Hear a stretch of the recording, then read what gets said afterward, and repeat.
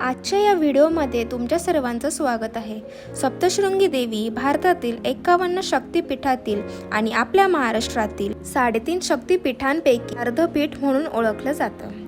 देवीचं हे मंदिर 7 छोट्या मोठ्या पर्वताने घेरलेलं आहे, म्हणूनच या गडाला सप्तशृंगी गड म्हणतात। सप्तशृंगी गडावर तुम्ही कसे येऊ शकतात? सप्तशृंगी गड नाशिक पासून 65 किलोमीटर आहे। सप्तशृंगी गडावर येण्यासाठी तुम्हाला नाशिकच्या नवीन CBS वरनं नवरात्रीमध्ये दर 5 ते 10 मिनिटाला बस मिळतील।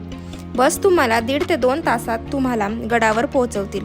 गडावर येताना तुम्हाला 8 ते 10 किलोमीटरचा खूप सुंदर असा घाट लागतो।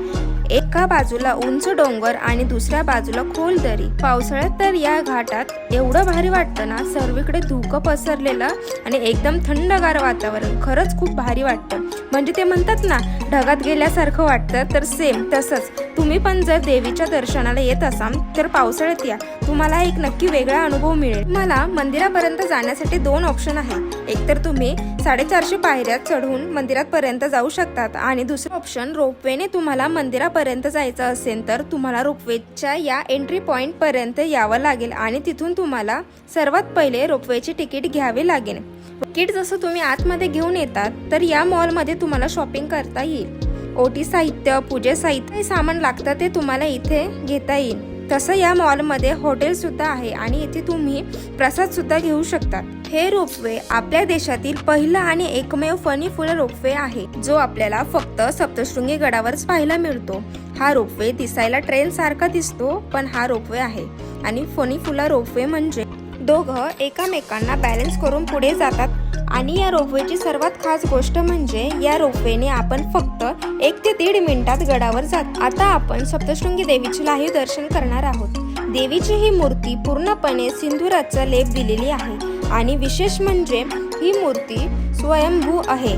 स्वयंभू म्हणजे पूर्णपणे नैसर्गिकरित्या निर्माण झालेली देवी। 18 भुज आहे, प्रत्येक हातात वेगळं शस्त्र आहे। महिषासुराचा वध करण्यासाठी असं सांगितलं जातं की देवीने याच गडावरती महिषासुराचा वध केला गेला होता। आजही इथल्या डोंगरावरती मोठा छिद्र तुम्हाला दिसतो। असं म्हणतात की जेव्हा देवीने महिषासुराचा वध करण्यासाठी त्रिशूळाने प्रहार केला होता तेव्हा हे चित्र तयार झालं होतं, जे आपल्याला ह्या शिखरावर बघायला मिळतं। चैत्र आणि नवरात्रीला इथे जत्रा भरते। एका वर्षात आपल्याला देवीचे वेगवेगळी रूपे बघायला मिळतात आणि असं म्हणतात की छत्रपती शिवाजी महाराज सूर मोहिमेपूर्वी सप्तशृंगी देवीच्या दर्शनाला आले होते। तर तुम्ही पायऱ्याने जायचं म्हटलं तर इथे 450 पेक्षा जास्त पायऱ्या आहेत। जर तुम्हाला पायऱ्यांनी जाता येत नसेल तर तुम्ही रोपवेने जाऊ शकतात।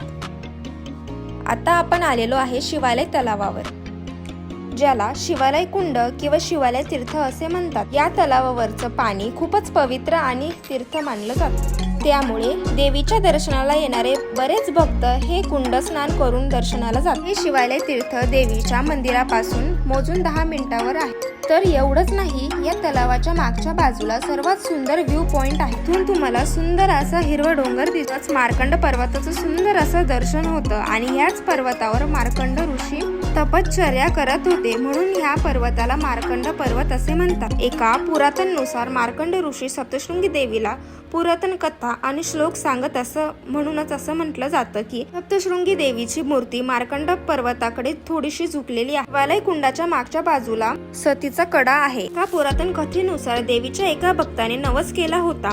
नवस पूर्ण झाला। गाडीने गडावर येताना दुर्घटनेने 1200 फीट दरीत बैलगाडी गेली होती, पण सप्तशृंगी देवीने तिथे प्रगट होऊन त्या भक्तांना वाचवलं आणि त्या भक्तांना वरदान दिलं, जो कोणी माझ्या दर्शनाला येईल तो सर्वात पहिले तुझं दर्शन घेईल, नंतरच माझ्या दर्शनाला येईल। आजही तुम्हाला बैलगाडीचे चाकीचे निशाण दिसतील।